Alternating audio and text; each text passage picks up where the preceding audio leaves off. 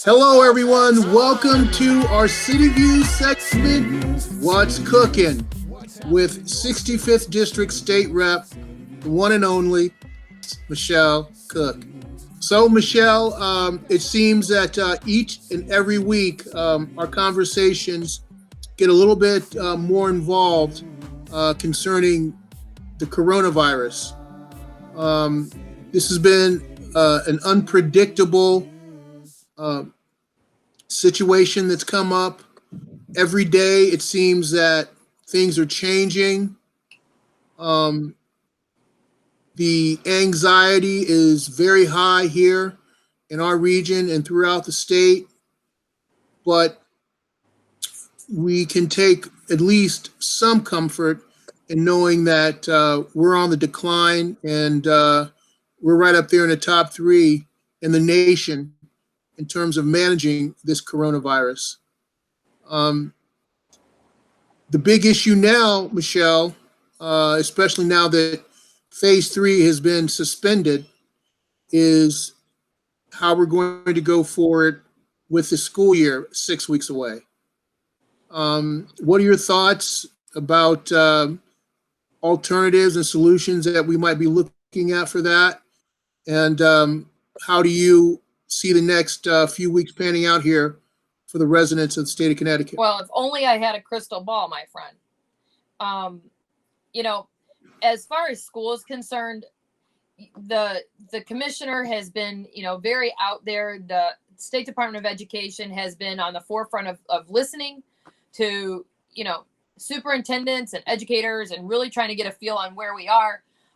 Parents have weighed in, I believe, via survey, right here in town, I believe once, maybe twice. I talked to the Board of Ed chair this afternoon, and she said that they're having a meeting, and then we'll circle back after that. I think that we have a balance act that we've often talked about on this show about what do we do, where is our better, and how do we move forward without leaving our children behind educationally, but in a safe manner. I will tell you that my husband's school has been up and running for 2 weeks now for summer school. The kids are wearing masks. They are, teenagers. They are wearing masks. They're not putting up a hassle. And, so I think that we need to give credit with our kids where credit is due, and recognize that that might be something that they can work through, contrary to what some folks might believe. I also understand that there's parents that don't want their kids to wear facial coverings, and I think that goes back to the same situation as the people that don't want to wear a facial covering to walk into a store. At the end of the day, it might not be about protecting you or me, but it's about protecting everybody else. There's also concern with the educators, especially those educators that are a little bit older in their years, or have, compromised situations. I do believe that folks are doing their very best to ensure that everybody's safety is put first.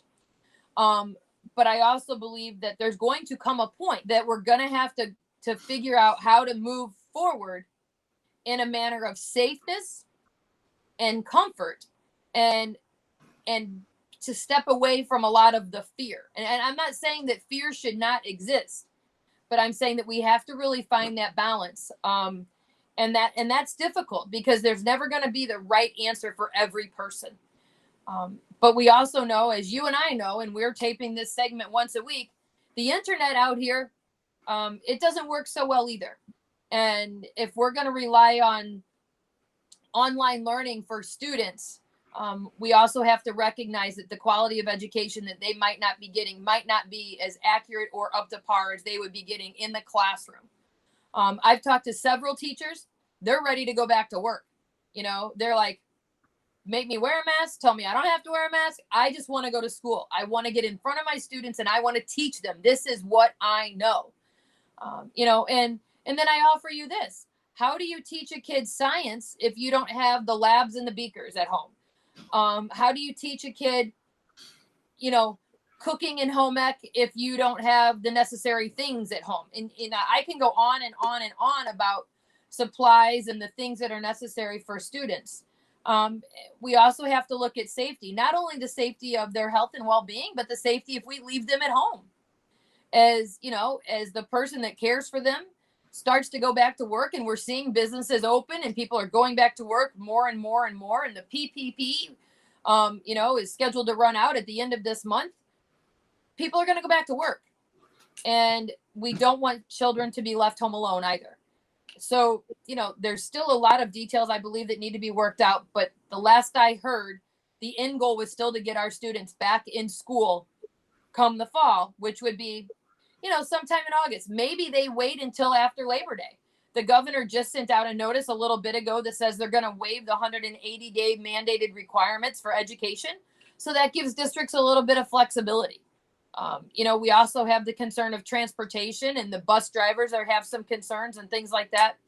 But I do know that the State Department is truly doing their due diligence to try to make sure that folks are heard, and students, when they do enter back in school, are done in a safe, protected manner for both staff and students.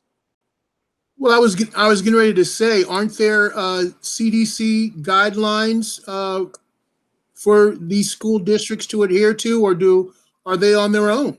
No, I mean, there's definitely guidelines, and then there's guidelines that go above and beyond those guidelines from our Commissioner of Education. And so, those are the ones that we really need to focus on. We also have the same conversation where they've said each district is going to be a little different.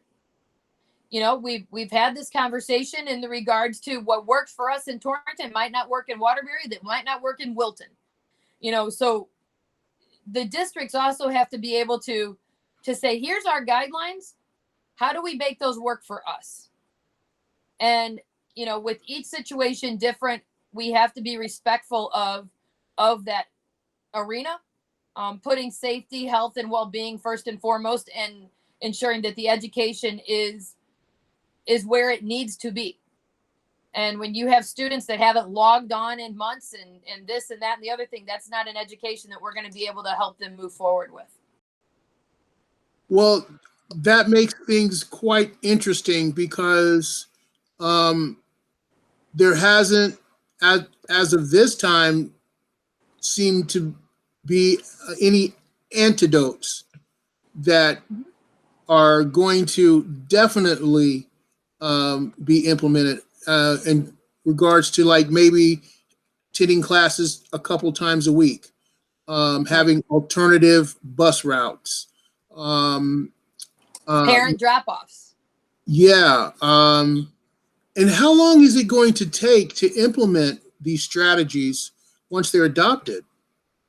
Well, I think that it's going to be a parallel track, right? So you're going to need to adopt strategies and implement in kind of a parallel fashion so we can get those kids back to school. We're also facing the threat from the president there that says, if we don't send our kids back to school, you risk losing federal dollars. So how does that look? Does that mean that that they have to go back full time, or does that mean they have to go back part time? That's why I believe that the experts in this field, you have a commissioner of for education, you have the group of folks that are really doing their due diligence. We've made it very successful with preschool. Our preschools have not closed, a good amount of them. A good amount of them have opened up again at the end of May, 1st of June. And we have not seen an increase in cases in that regard. So things are happening and happening right. And that's why I think that we need to pay attention to all the positive news that is happening there and realize that we have been able to go back. We have been able to be successful. Phase 3 was about letting people stand up at a bar, right next to each other and have a drink. And the governor's saying, no, we can't do that. We know that can't happen because we've seen what has happened in other states when people crowd the bars. We have to have the respect for the situation and recognizing it is still a true pandemic, not some made up thing.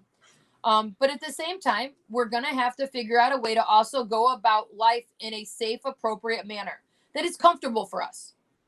And if there is a student or a teacher that is not comfortable or cannot go back to school, that should be addressed on an individual basis as well. Just to note your previous comments, Education Secretary DeVos did say that the mandate was for full-time education. Right.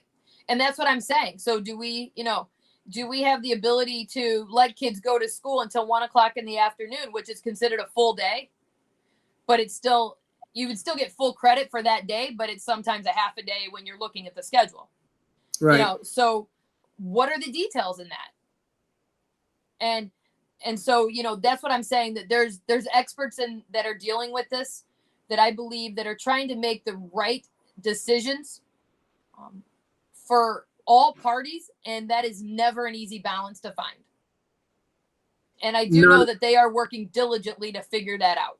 Yeah, I definitely credit you guys with that, because I know this is no easy task. And I believe that there are a few misconceptions that are out there that I think, should be debunked. And one of those is that it's to your party's advantage to actually not have class. I'm not sure where that emanates from, but I don't really. Do you feel that it would be to your political advantage not to have school? No, you know what? That might be the most bizarre thing that I've heard in I don't even know how long. I mean, I've heard a lot of bizarre things, but I do not believe that educating our students is a party line issue. Constitutionally, every child deserves an education, and I don't think that there's an argument in that. I don't see how, not sending kids back to school makes it better or worse for either party. I think that we've got to get past some of this political banter and really focus on what the issues are at hand. That is educating our kids. We know that the conversation about summer break shows that you lose in the retention the longer you're away from class. So what are we doing for these students and their retention? And how do we fix that? And how do we ensure that the students that can't learn online have those necessary things as well? We've got to really get politics out of some of this and focus on what's important. And that's health, safety, education, saving lives, and fixing a problem and finding a vaccination. Yeah, it's pretty cut and clear on that, in terms of what the priorities are. Yeah.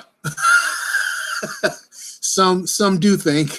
And I think that that's a great segue, Jacque, to talk about the folks that have gotten their absentee ballot application in the mail last week. Yes. That this is about being able to vote at home in a safe environment. And I believe it is vitally important that folks fill out that absentee ballot application and turn it in.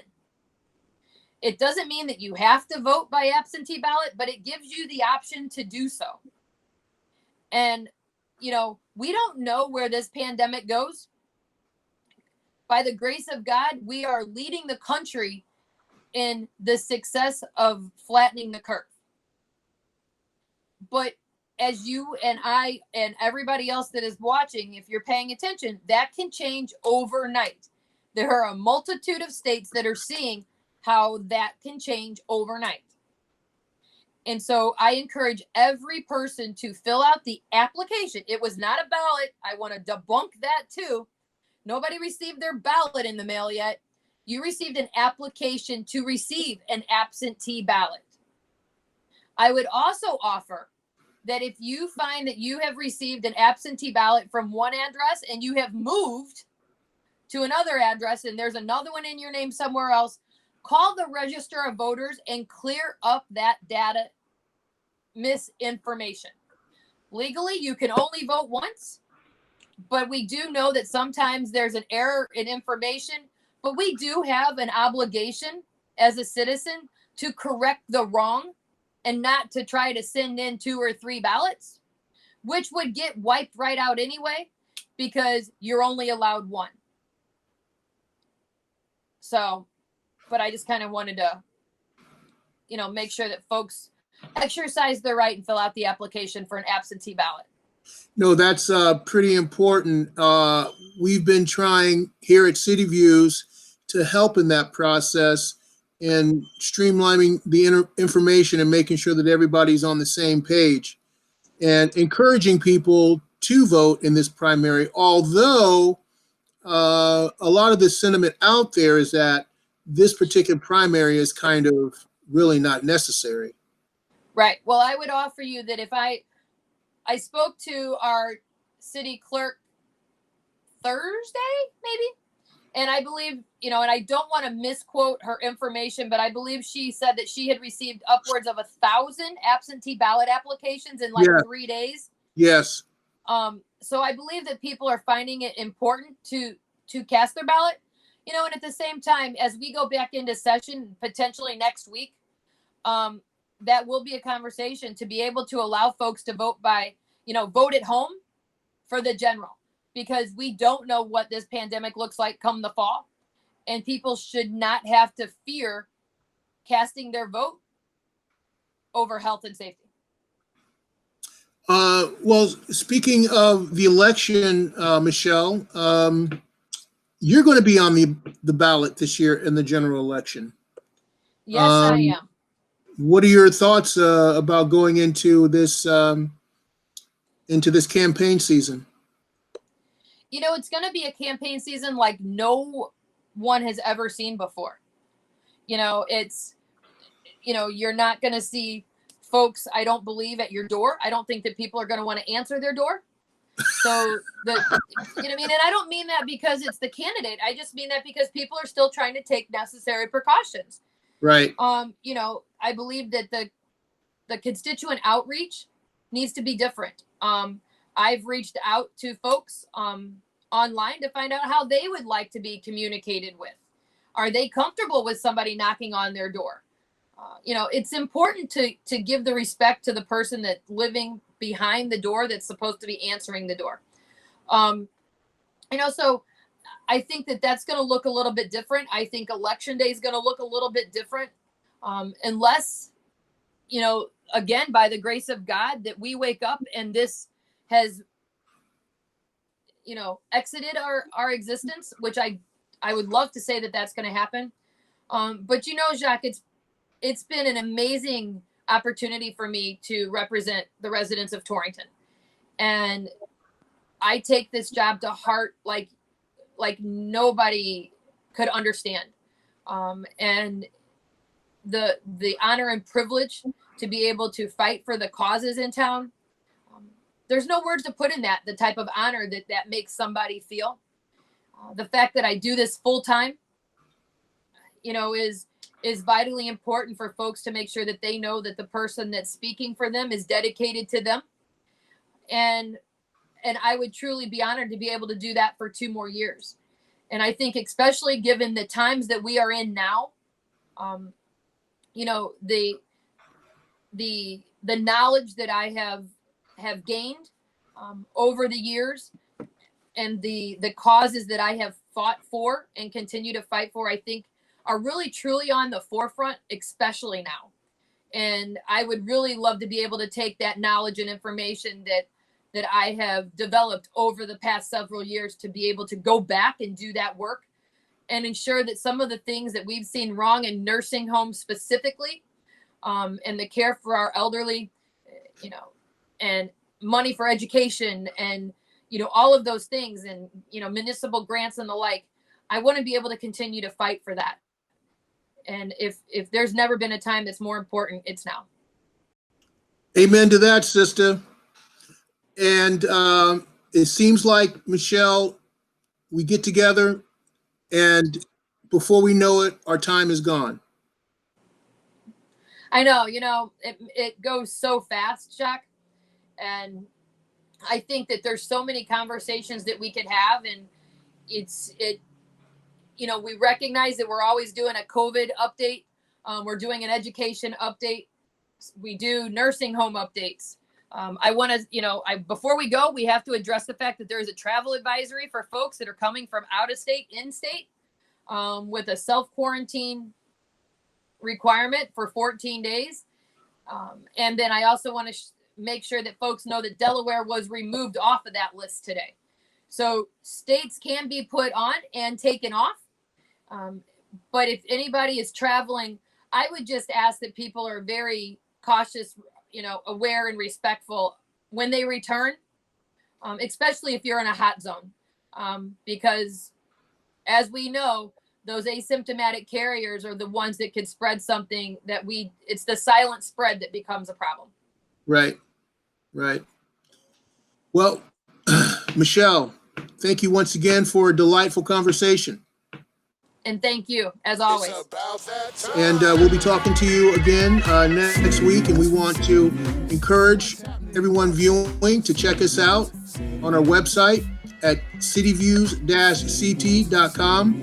And also to subscribe and to like our YouTube channel at cityviews-ct. Once again, what's cooking with State Rep 65th District, Michelle Cook.